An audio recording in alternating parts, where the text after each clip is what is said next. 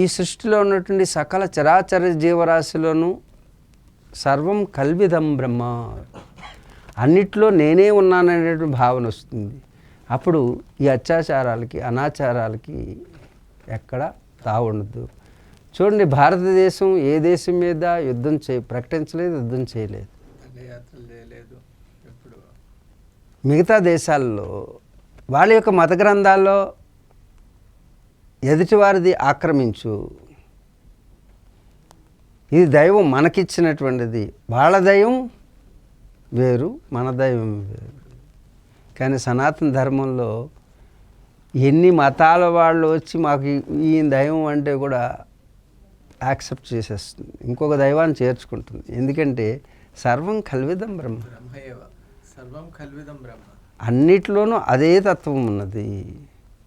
వాడిలో ఉన్నటువంటి ఆత్మ, నాలో ఉన్నటువంటి ఆత్మ, స్త్రీలో ఉన్నటువంటి ఆత్మ, పురుషుల్లో ఉన్న ఆత్మ,